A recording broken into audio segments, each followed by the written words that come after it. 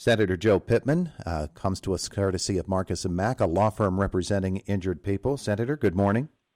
Todd, good morning. It's good to have you with us here today again. Your reaction to Governor Wolf's criticisms of the two House bills that are going to go before the legislature here this spring to possibly change the state constitution.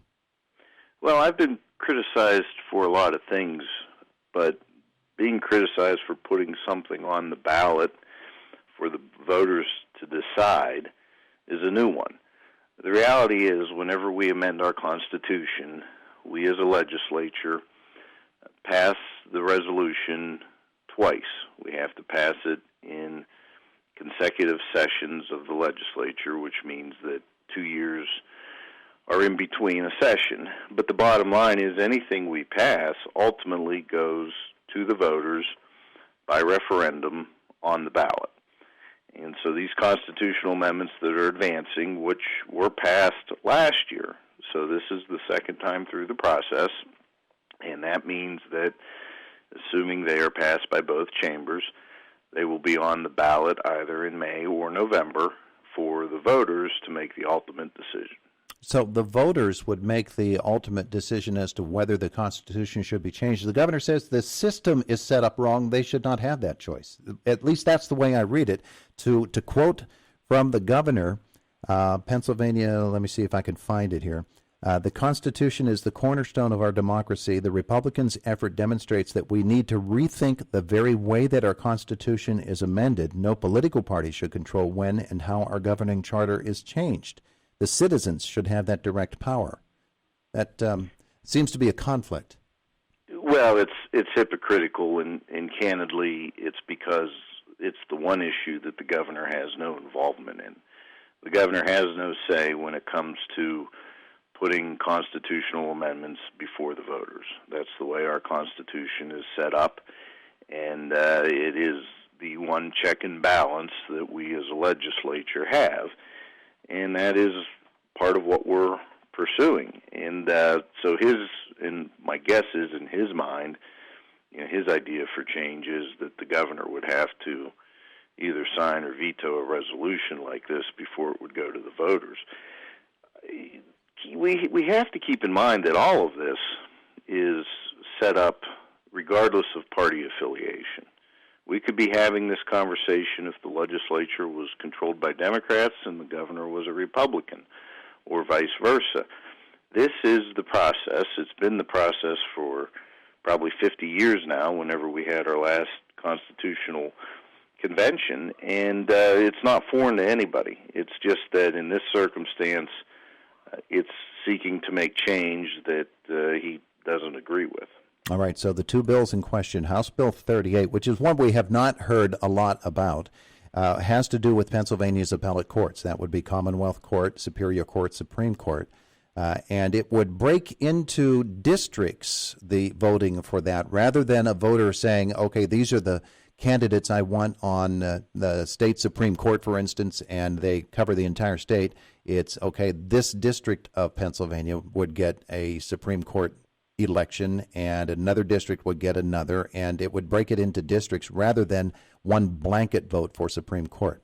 The other one is House Bill 55, and that's the one we have heard the most about, and that would be the one that would limit the governor's powers in a declaration of disaster. After 21 days, that would come before the legislature to decide whether that declaration of disaster should go on or should be halted, and the governor objects to both of those bills. Correct. You're right. We've talked at great length about the disaster declaration amendment. That disaster declaration process was never designed for a multi-month, what could now be a multi-year emergency declaration. This pandemic is something we've never seen before. It's something we've not dealt with at any time. But the precedent that this is setting, in theory, a governor could come in and declare a disaster declaration out of the gate, and it could last in perpetuity throughout his entire term. and basically neuter the legislature through the process of making decisions to resolve these issues. And so here we are as a legislature out of the conversation. I just had a conversation with the Fire Chiefs Association last night, and there's this issue of them not being able to have their gun bashes and their bingos and things of that nature to raise funds, which is understandable in the pandemic. But on the other hand, we also have them moving to online platforms, which certain law enforcement entities, under the guise of the governor, are shutting them down from raising those funds. That, to me, just doesn't make sense, and we have lost our voice in that process because, candidly, the governor continues to ignore us. The appellate judges one is, as I said, one that we have not discussed at length. The philosophy behind making it district as opposed to statewide elections, what is the position of the Republican leadership? Balance. If you look at our appellate courts or our state Supreme Court right now, 5 of the 7 justices live in either Allegheny or Philadelphia County. And we are in a situation where the rest of the state is underrepresented on that court. If you look at the way our republic is set up, we try to bring balance to population concentration versus rural communities and making sure rural communities have a voice in the process. And that is what this is about. I truly believe that our state Supreme Court in particular doesn't have a clear understanding of the diversity of our Commonwealth. And if we pursue this, it will ensure that the voices on the state Supreme Court come from geographically diverse backgrounds, which I think is very important. Pennsylvania is a very unique state because we are very diverse. We have rural, we have urban, we have suburban, we have growth, we have decline, we have all kinds of different patterns within our state, and they need to be represented. All right, so the governor's criticisms, did it surprise you at all when the governor said that this whole process of changing the Constitution is messed up? No, it didn't. I mean, this is, typical of some rhetoric we see from him. He really doesn't like it whenever he's not part of the process, and we don't like it either. And I guess that's, at the end of the day, where both of us have to, the legislature and the governor have to start involving each other in this process. I would welcome an opportunity to sit down with him and talk about these issues in a common sense way, but we feel that our hand has been forced on us to try to make sure that the citizenry has a voice in changing the system we have set, which seems to me to be fundamentally broken. And both of these measures would significantly change the structure of how we're governed here in the Commonwealth. Do you see any movement going forward with changing the Constitution in yet another way, and that has to do with the governor's powers to declare, for instance, Pennsylvania is a part of the RGGI, which has been a part of the discussion in the past as well, tying Pennsylvania without legislative input to a compact that is going to go well beyond his term in office?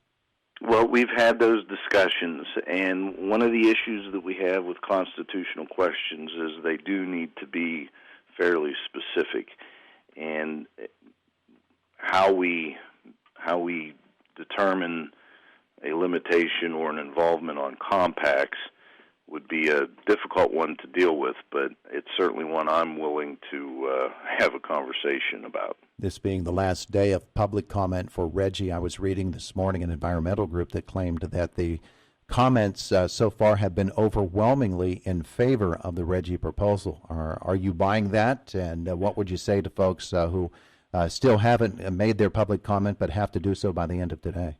Well, there's still time to do that by the end of today. It doesn't surprise me that they're in favor. I mean, there are a lot of environmental groups that are submitting form letters that say the same thing, that have no personal or meaningful connection to the impact that we have here in our communities. If you look at what White Township has done, Indiana County, the Armstrong School District, the Armstrong County Commissioners, the Center Township Supervisors, you're hearing a lot from impacted communities who recognize the detrimental effect that it will have by the closure of our power plants. And it doesn't surprise me that they've built that kind of artificial grassroots for this effort. That's kind of typical of how they operate. All right. Senator Pittman, thank you so much for spending some time with us today. I know you probably don't look forward to getting those texts from me saying, hey, come on. But, no, hey, that's par for the course in this line of work. I just appreciate the opportunity that you and the team at Renda give to communicate with the constituents. In this pandemic, that's become more of a challenge, and so this has become even a more important medium for me. So thank you. Thank you, Senator Pittman. Have a great day today. You too, Todd. You too. It is the voice of Indiana County, WCCS 101.1 FM and AM 1160.